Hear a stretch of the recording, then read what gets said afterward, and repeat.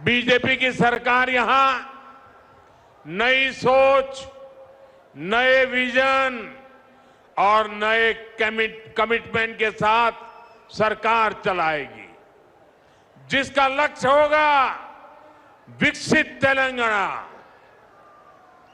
साथियों, आज भारत तेजी से विकसित होने के लक्ष्य की तरफ आगे बढ़ रहा है, लेकिन इस समय भारत कई विराट चुनौतियों का मुकाबला भी कर रहा है।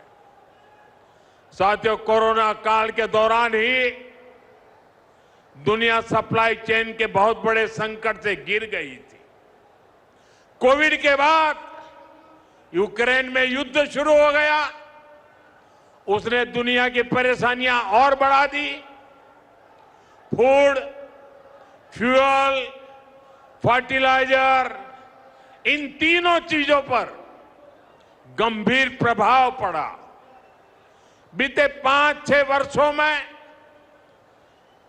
इस संकट से निपटने के लिए हमारी सरकार निरंतर प्रयास कर रही है। आपको याद होगा, उस समय और आज भी फर्टिलाइजर की एक बोरी दुनिया में 3-3 हजार रुपये में बिक रही थी। एक बोरी का 3,000 रुपया। कितना? आप बताएंगे एक बोरी का कितना? आंकड़ा नहीं, बोलिए मुंह से। 3,000 रुपया एक बोरी का। कितना? एक बोरी का कितना? एक बोरी का कितना? और भारत के किसानों को वही खाद की बोरी 300 से भी कम रुपये में दी जा रही है। 3,000 के सामने 300 रुपये में। सप्लाई चेन की इन मुश्किलों के बीच पिछले 2 महीने से हमारे पड़ोस में ही इतना बड़ा युद्ध चल रहा है। इसका असर पूरी दुनिया पर पड़ा है और भारत पर तो और भी गंभीर असर हुआ है। साथियों, भारत के पास बड़े बड़े तेल के कुएं नहीं है।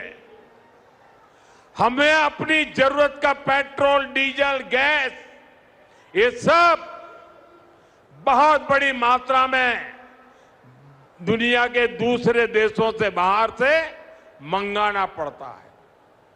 युद्ध की वजह से पूरी दुनिया में पेट्रोल, डीजल, गैस और फर्टिलाइजर के दाम बहुत अधिक बढ़ चुके हैं, आसमान को भी पार कर गए हैं।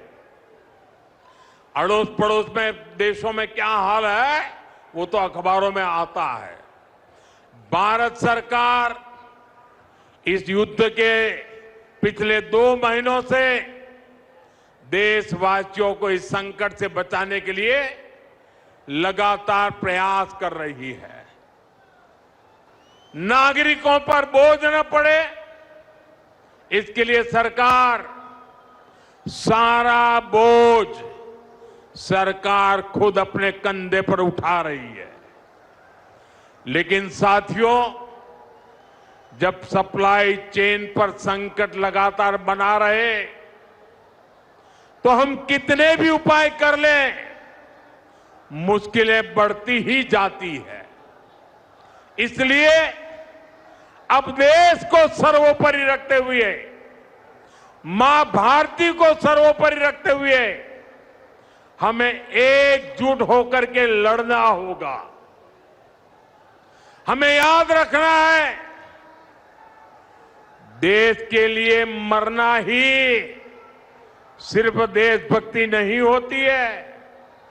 देश के लिए जीना और देश के प्रति अपने कर्तव्यों को निभाना, वो भी देशभक्ति होती है।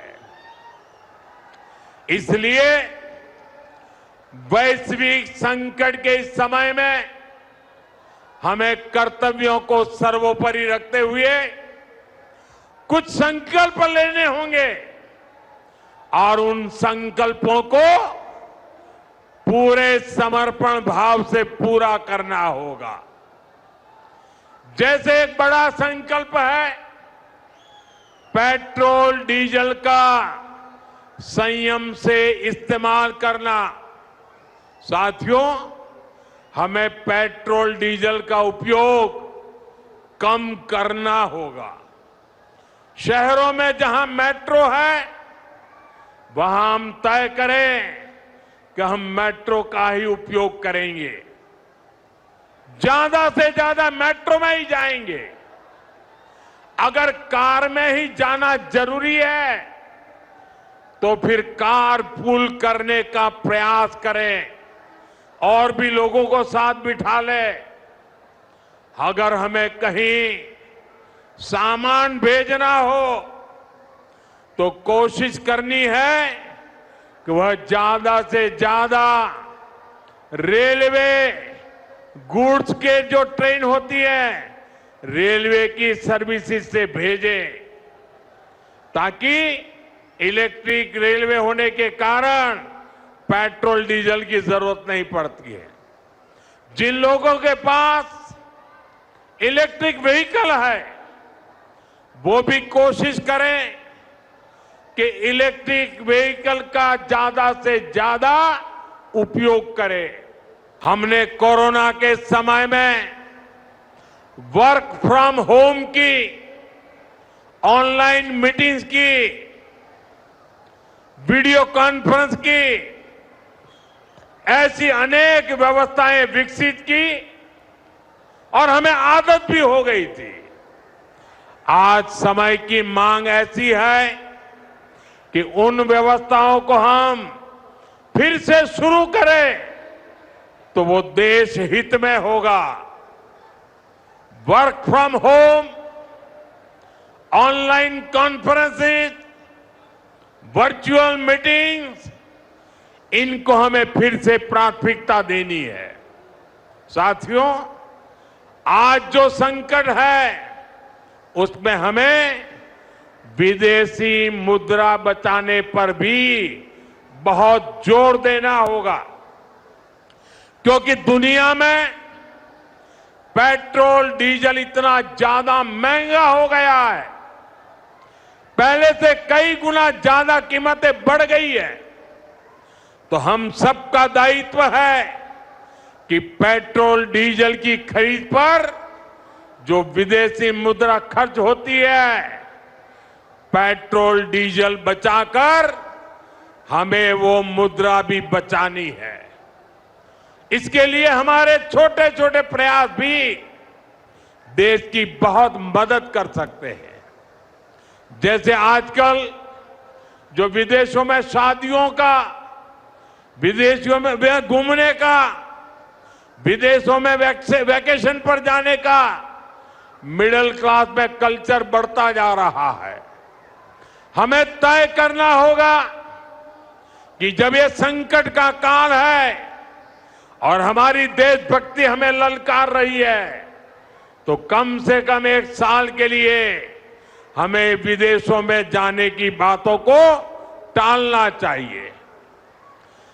भारत में बहुत सारी जगह है, वहां हम जा सकते हैं, बहुत कुछ भारत में किया जा सकता है।